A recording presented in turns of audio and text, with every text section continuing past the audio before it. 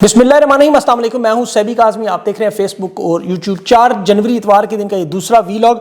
बड़ी अहम खबरें पहले आपके सामने रख दूं, फिर उनकी तफसील। तहरीक इंसाफ की कॉल, ईरान के मुजाहिरों की तर्ज पे 40 शहरों में पूरा एक मामला, और कौमी कॉन्फ्रेंस में महमूद अचकज़ई समेत अहम शख्सियात का शिरकत से इनकार। इदारे के अंदर मईशत ना चलाने और हाइब्रिड निज़ाम फेल होने के अब हुकूमत के साथ मामलात। पहला बहुत बड़ा फटा, सुहेल अफरीदी के इस्तकबाल के लिए नून लीग को एक तरफ आदाब भी सिखाए जा रहे हैं और मरियम नवाज, दोनों अतराफ में मुश्किलात। लेकिन जो कराची में इस्टेब्लिशमेंट का जो खेल है उसकी भी मैं आपको वजूहात बताऊंगा। सऊदी अरब ने आज यमन पर कब्जा अपना जमा लिया। अरब अमारात की मलेशिया वहाँ से निकल गई और तारिक सलाह जो है वो सऊदी अरब भी पहुँच गए। और इसमें ईरान में जो अमरीकी हमायत याफ्ता एहतजाजी मुजाहरे हैं वो भी फैलाए जा रहे हैं। इंटरनेशनल मुदाखलत में लोगों को कैसे तैयार किया जा रहा है वो वीडियोस भी पकड़ी गई। वेनेजुएला में भी चिंगारी से आग भड़क उठी। नया सदर किसको बनाया जा रहा है? अमेरिका के 5 मुखालिफ के खिलाफ इत्तेहाद, जो शुमाली कोरिया, ईरान, रूस फ़लस्तीनी तंजीम और चीन। अक़वाम मुत्तहिदा, पाकिस्तान, भारत एक पेज पर पुरअसरार खामोश क्यों है? और जो नई सदर आई है वेनेजुएला की, उसने इसराइल पर हवा का इल्ज़ाम लगाया और लाखों की आवाम वहाँ मौजूद है। उसका रिएक्शन जो है बड़ा अहम है, वो आपके समझने के लिए बड़ा मामला है। लेकिन इस वक्त जो सबसे बड़ी तगड़ी खबर, इस वक्त जो फौजी हुकूमत और सिविल हुकूमत जिसे खुद लाए हाइब्रिड निज़ाम बनाकर, उसे नाकामी का एतराफ़ करते हुए कि हालात वाकई हमारे हाथ से रेत की तरह फिसल रहे हैं। अब जिम्मेदारी नाकामी एक दूसरे पर थोपने की दोबारा मामला। इसहाक डार चीन के दौरे से वापस आके मईशत को संभालने के लिए तमाम कमेटियों की सरबराही मांग रहे हैं कि हाइब्रिड निज़ाम नाकाम हुआ। नून लीग की नायल क़यादत पर उसकी कसूर लगाया कि बैड गवर्नेंस है, करप्शन है, नाकाम हुक्मरानी है। फौज ने कहा हमने आपको मुल्क का दिफा भी करके दिया, खारजा पॉलिसी भी बना के दी, कौमी सलामती भी संभाल के दी, मुआशी इंतज़ामी अमूर भी, खान को भी जेल में डाला, आपको वक्ती इस्तेहकाम भी दिया, प्लेट में रख के दिया। लेकिन आप नून लीग की हुकूमत डिलीवर करने में नाकाम है। और ये वही मामला जो जनरल ज़ियाउल हक और जनेजो की हुकूमत बरतरफ के बाद, या मुशर्रफ काफ लीग का, या उस दौर की जितनी हुकूमतों के फौजी डिक्टेटर्स के साथ मामलात हुए, और इस्टेब्लिशमेंट में ये राय पाई जाती है कि इस हुकूमत को अगर हम रुखसत करें अवाम की, शायद हमें हमायत मिल जाए। नून लीग की वजह से वो समझ रहे हमारी बदनामी हो रही है कि जंग की कामयाबी भी इनकी फेल्ड डिलीवरी की वजह से सब कुछ सबोताज हो गया।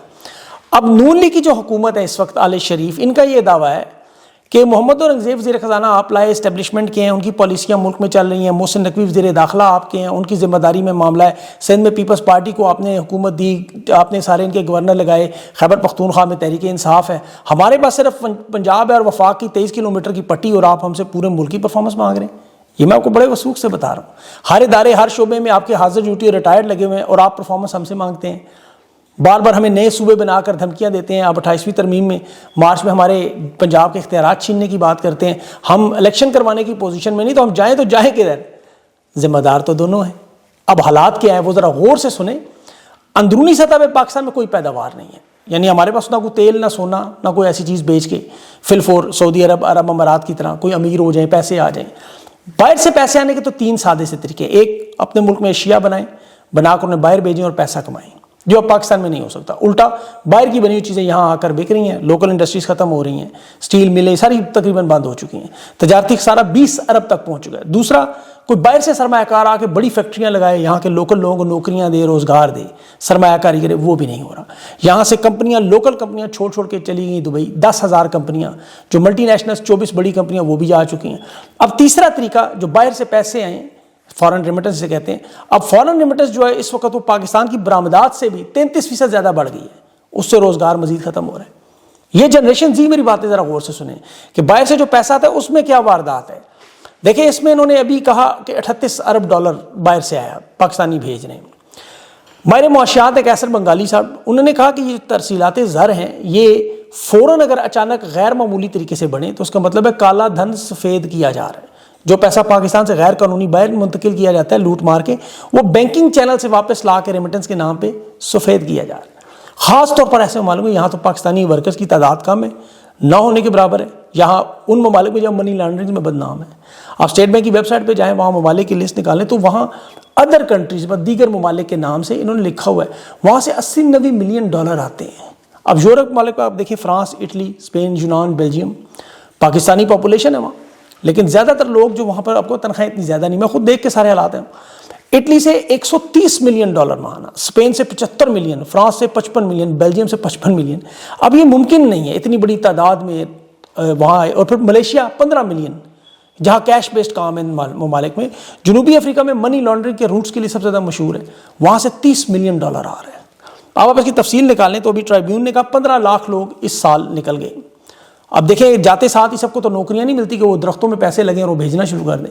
پھر اپنے اسٹوڈنٹس بھی ہیں, کچھ ایسے لوگ ہیں جو پورا خاندان شفٹ ہوا, اثاثے بھی لے گئے اپنے. اور جون کے مقابلے میں نومبر کے مہینے میں یہ ریمیٹنس کم ہوئی ہیں, حالانکہ لوگ اگر زیادہ گئے ہیں.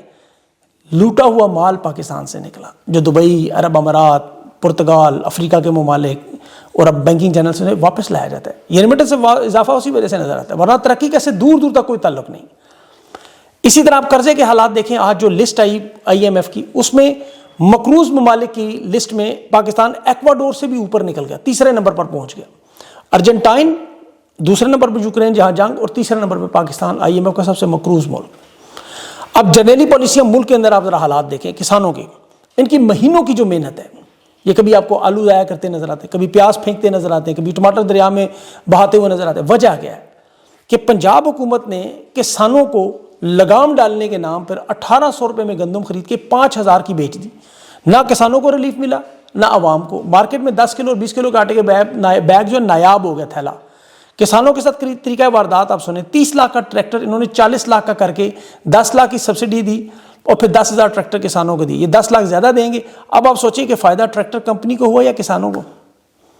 پنجاب میں دھڑا دھڑ ایسی وارداتوں کا انبار لگا ہوا ہے, وقت نہیں ہوتا ورنہ وہ ساری آپ کو بتاؤں. مفتاح اسماعیل نے 2018 سے آج 2026 تک کا موازنہ کیا فگرز کا. آٹا, چاول, دالیں, دودھ, گھی, گوشت, مرغے, انڈے, آلو, پیاز, سارا 2018 سے 2026 تک بجلی گیس کے بلوں سمیت بڑا اچھا پورا ڈاٹا تھا. میں نے اسے پورا تفصیل سے جائزہ لیا. اب 2018 میں عمران خان کی حکومت میں مثال کے طور پر آپ کے پاس 100 روپے تھے تو آپ اپنے 43 روپے کھانے پر لگا دیتے تھے. آج مہنگائی کی وجہ سے وہ آپ کے پیسے اس وقت تقریباً 70 روپے تک چلے گئے ہیں, یہ غیر سرکاری فگرز کے مطابق.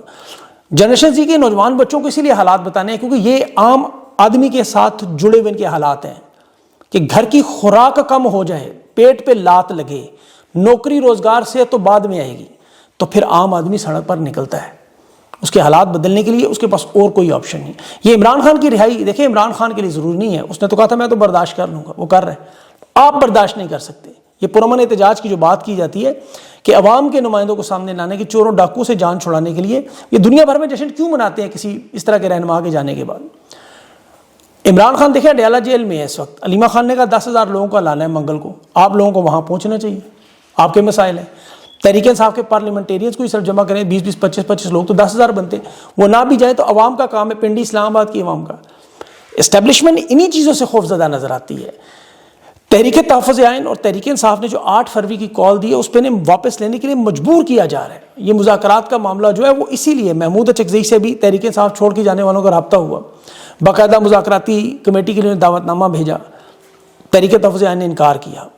اس کی ایک وجہ تو ظاہر احتجاج کی کال مؤخر نہیں ہو سکتی, وجہ کہ عمران خان سے جب تک ملاقات نہیں ہوگی, مینڈیٹ واپس نہیں ہوگا, 9 مئی 26 نومبر کے ذمہ دار سامنے نہیں لائے جائیں گے, جوڈیشل کمیشن نہیں بنیں گے, الیکشن کا یہ اعلان نہیں ہوگا, یہ ان معاملات پہ کچھ بھی نہیں بڑھ سکتا.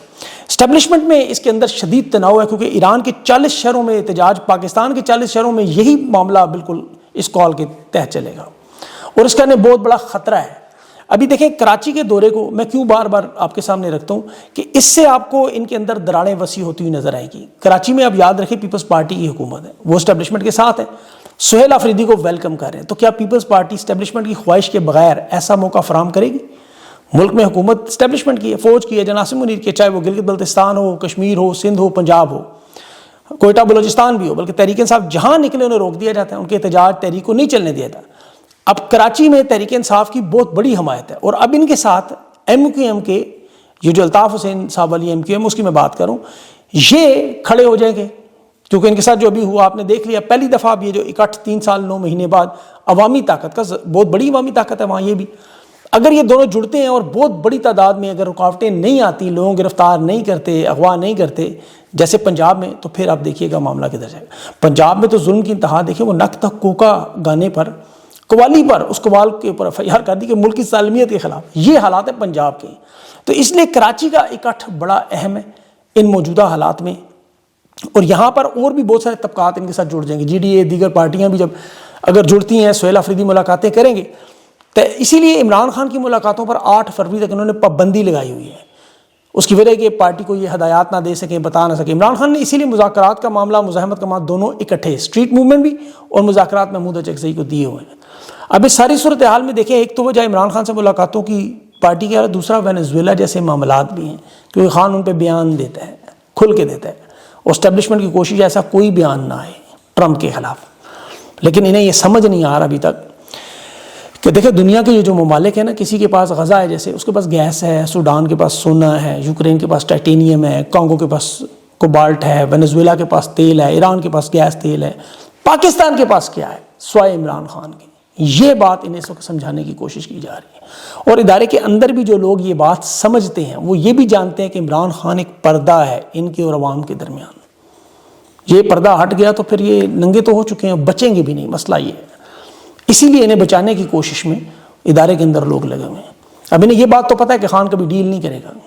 یہ پورا پاکستان بچہ بچہ جانتا ہے، اور یہ بھی جانتا ہے کہ عمران خان کے بغیر ملک کی نہ تو ترقی ہو سکتی ہے، نہ پیروں پہ کھڑے ہو سکتے ہیں، نہ یہ نظام چل سکتا ہے. پچھلے 3 سال 9 مہینوں سے کوشش تو کر رہے ہیں. اب یہ سادہ سی بات اگر انہیں سمجھ آ جائے کہ جس لیڈر کے ساتھ عوام کھڑی ہو اسے آپ نہیں پچھاڑ سکتے، چاہے آپ جیل میں لے جائیں، چاہے اغوا کر لیں، چاہے جو مرضی کریں. وینزویلا اس کی بہت بڑی مثال ہمارے سامنے آئی. لاکھوں لوگ اس وقت سڑکوں پر نکلے ہوئے، ہمارا صدر واپس لاؤ. امریکہ طاقتور ہے، نہیں مانتے، لیکن لوگ مظاہرے کر رہے. اب یہ جو اس کا صدر، اس کی بیوی، ان کو بلکہ CNN نے کہا ہے اغوا، ابڈکٹڈ کا لفظ استعمال کیا ہے، گرفتار کا امریکہ کی طرف سے استعمال ہوا. لیکن عوام کا ریئیکشن بڑا اہم ہے. نکولس مدورو جو ہے وہ کوئی اچھا انسان نہیں تھا دیکھا جائے. بولیویرین نیشنل گارڈز تھے، اس کے اوپر 10 سال سنگین انسانی حقوق خلاف ورزیاں ہیں. اقوام متحدہ کے آزاد پینل نے باقاعدہ رپورٹ بھی جاری کی. وہ اپنے ملک میں مقبول نہیں تھا، یاد رکھیں، غیر مقبول تھا. عوام اس کی مخالف تھی، اس لیے امریکہ کو آپریشن کرنا پڑا. اب دوسری طرف دیکھیں کہ عمران خان پاکستان میں 90% عوام میں مقبول تھا، عوام پسند کرتی تھی، اور یہ کام امریکہ نے ایک سائفر کے ذریعے جنرل باجوہ سے کروا لیا. یہ قومی غیرت اور غلامی دیکھ لیں. اب وینزویلا میں عوام کے 3 طرح کے ریئیکشن سامنے آ رہے ہیں. ایک تو دیکھیں جو لوگ ناراض ہوتے ہیں اس سے، امریکہ سے، کہ بین الاقوامی قانون کی خلاف ورزی ہوئی، خود مختاری پہ حملہ ہوا، ہمارے تیل اور وسائل لوٹنے کی کوشش ہے، امریکی ڈیلٹا فورس کے آپریشن کو جیسے شام، عراق، لیبیا میں مداخلت ہوئی، ایسا معاملہ ہوا. وہ اپنے منتخب وزیر اعظم صدر کو واپس چاہتے ہیں، گرفتاری، اغوا، آزادی پر حملہ. اب دوسرا گروپ جو ہے وہ کہہ رہے ہیں جی خوشی ہے ہمیں، 15 سالہ اقتدار سے جان چھوٹی، دہشت گردی تھی، جرائم تھے، اقتصادی بحران تھا، وہ جشن بھی منا رہے ہیں، گلیوں میں ناچتے بھی نظر آ رہے ہیں. تیسری ایک بڑی عجیب نسل ہے، اور وہ بہت بڑی تعداد میں بھی ہیں. انہیں سب سے زیادہ فکر اپنی خوراک کی پڑ گئی. خوراک ملتی رہے، ادویات ملتی رہے. یہ شاپنگ سینٹروں، اسٹوروں میں ضروری اشیاء محفوظ کر رہے ہیں کہ گھروں میں روٹی، چینی، گھی، آٹا اکٹھا ہو، کہ مہنگائی ہے، معاشی بحران میں کہیں سب کچھ مہنگا نہ ہو جائے، ہمیں روٹی کہاں سے ملے گی، سپلائی رک جائے گی ہماری. یہ دنیا کے سب سے زیادہ تیل کے ذخائر رکھنے والے ملک کا میں آپ بتا رہا ہوں. ذرا غور سے ان لوگوں کا رویہ دیکھیں، اور یہ آپ کو پنجاب میں بھی نظر آتے ہیں. مدورو کی تو کہانی سب کو پتہ ہے نا، کہ ایک بس ڈرائیور جو ڈکٹیٹر لیفٹیننٹ کرنل ہوگو شاویز سے ملا، بغاوت کی کوشش ناکام ہوئی، اس کے خلاف تحریک اس نے چلائی، اس کی نظر میں آیا، اقتدار میں آیا، اس کی جماعت میں بن گیا. ہوگو شاویز بیمار ہوا، اقتدار اسے مل گیا. اب اس بندے نے بھی 2013 میں جب تیل کی قیمتیں گریں تھیں، وینزویلا کی معیشت تباہ ہوئی، تو وہاں خوراک، ادویات کی قلت ہوئی تھی، اس کی پاپولیرٹی بری طرح متاثر ہوئی. پھر اس نے بھی وہاں پر بہت سا کریک ڈاؤن کیا، لوگوں کو تنگ کیا، جس کی وجہ سے کوئی 80 لاکھ کے قریب 2014 میں وینزویلا کے لوگ ملک بھی چھوڑ گئے. یہ جو پوری دنیا میں خوشیاں مناتے ہوئے آپ کو نظر آ رہے ہیں نا، اسپین میں، ارجنٹینا میں، مائمی میں، امریکہ میں، جگہ جگہ، یہ وہ ہیں جو ظلم و ستم پہ جلا ہوا تھا. جیسے وہ پہلوی ایران کے لوگ بھاگے ہوئے دنیا میں آپ کو جشن مناتے نظر آتے ہیں. اب پاکستان کے حوالے سے دیکھیں کہ جب نواز شریف کی حکومت گری تو پورے ملک میں مٹھائیاں بنتی تھی، کوئی احتجاج نہیں ہوا، لوگ خوش تھے. پرویز مشرف نے مارشل لا، لوگوں نے ویلکم کیا. لیکن عمران خان کی حکومت گری تو 9 اپریل کو پورا پاکستان سڑکوں پر تھا، پورا پاکستان. حالانکہ معاشی مسائل تھے، لیکن لوگوں کو پتہ تھا امریکی مداخلت ہوئی، خان کے ساتھ وہ کھڑے ہو گئے، اور وہ آج تک کھڑے ہیں 3 سال 10 مہینے. انہیں پتہ ہے فوج نے کیا، جنرل باجوہ نے کیا، امریکہ کے کہنے پہ، اور مار مار کے 3 سال سے 10 مہینوں ستیہ ناس ہو گیا، جیلوں میں، تشدد میں، گولیوں میں. لیکن آج بھی عمران خان کی مقبولیت 90% سے زیادہ. یہ ہے عوامی رہنما. اب انہیں سمجھ آ جائے، اللہ کرے. روس، چین اس وقت اقوام متحدہ، بلکہ پاکستان، بھارت کی طرف سے بڑی خاموشی ہے. امریکی مداخلت کے جو وجوہات تو سامنے آ چکی ہیں، اس میں اب دنیا 2 کیمپوں میں بٹی ہوئی نظر آ رہی ہے. ایک کیمپ میں ظاہر ہے امریکہ، اس کے اتحادی اسرائیل ہے، اور دوسری طرف چین اور روس ہیں جنہوں نے مذمت بھی، خطرناک مثال بھی. اور خطرناک مثال اس لیے کہ انہوں نے کہا اب اگر کسی ملک کو امریکی تسلط سے بچنا ہے تو ایک ہی راستہ ہے، آپ اپنے پاس نیوکلیر ہتھیار رکھیں. پھر چین نے بڑی واضح سٹیٹمنٹ دی کہ فی الفور وینزویلا کے صدر کو رہا کریں اور دنیا کے ممالک میں قبضہ کرنے کی پالیسی بند کریں. چین یہ کہہ رہا ہے ورنہ پھر اسی بھی تائیوان جانا ہے. اب فلسطین اور اس کے جو حامی لوگ ہیں وہ بھی ان کے ساتھ ہیں. لیکن پاکستان، بھارت خاموش ہیں کیونکہ ان کے بڑے پیچیدہ تعلقات ہیں. یہ ابھی تک دیکھ رہے ہیں کریں کہ کس کے ساتھ جائیں. طاقت کے توازن کی لکیر جو گہری ہوگی، اور یہ صرف وینزویلا کی حد تک نہیں ہے، یہ اس ورلڈ آرڈر کا حصہ ہے. آپ دیکھیں عرب امارات اور سعودی عرب کے درمیان جو معاملات تھے اس میں بھی آج بڑی پیش رفت ہوئی کہ عرب امارات یمن میں قبضہ چھوڑنے پر مجبور ہوا. یمن میں سعودی عرب کے جو حامی فورسز ہیں وہ وہاں بہت سے شہروں کو واپس لینے میں کامیاب ہو گئے. راشد العلیمی جو ہے صدارتی لیڈرشپ کونسل، کامیابی کا انہوں نے دعویٰ کیا. پھر وہ آج وزیر دفاع سے ملے بھی وہاں، سعودی وزیر دفاع سے. اور مکالا کی جو بندرگاہ تھی یا شمالی علاقے جو حضرموت یا ہرمند کے صوبے، ہرمند تو افغانستان، وہ انہوں نے واپس لے لیے. اب یمن کا تقریباً یہ آدھا حصہ آپ کہہ لیں ان کے پاس آ چکا ہے، سرکاری جھنڈے لگ چکے ہیں. اور عرب امارات کے جو حامی 130 لوگ ہیں وہ گرفتار بھی ہیں. اور اب ڈائلاگ کا معاملہ بھی، جنوب میں بھی کشیدگی ہے لیکن وہ بھی کنٹرول میں نظر آئے. تو یہ ورلڈ آرڈر کا معاملہ آپ کو ہمیشہ سمجھنا ہوگا کیونکہ یہی سارے بیرونی معاملات پاکستان کی وجوہات، جیسے وینزویلا میں جو آپ کو نظر آ رہے ہیں معاشی جھٹکے لگ رہے ہیں، وجوہات اس کے پیچھے انٹرنیشنل ہیں جس طرح پاکستان میں. اور دعا کریں کہ جنریشن زی والوں کو یہ باتیں سمجھ آ جائیں. اب پتہ نہیں، وہ مجھے اکثر یہ سٹیٹ دیکھنے کہ یہ آپ میں سے جو اس بچے ہوں وہ کم از کم کامنٹ ضرور لکھا کریں تاکہ مجھے پتہ چلتا رہے کہ آپ تک یہ میرا پیغام پہنچتا ہے یا نہیں پہنچتا. کہ مجھے پتہ چلا کہ وہ شاید سنتے ہیں اور کچھ کہتے ہیں نہیں سنتے، تو میں دیکھنا چاہتا ہوں وہ سنتے ہیں یا نہیں سنتے. بلکہ کس دن سوچ رہا ہوں وہ لائیو پروگرام کروں، ان میں ان بچوں سے بات چیت کی جائے، مطلب ان جنرل جو اس ایج گروپ کے بچے ہیں. بہرحال اس پہ اپنا خیال رکھیں، پھر انشاءاللہ بات کریں گے. ویڈیو لمبی ہوگی. اپنا اللہ حافظ.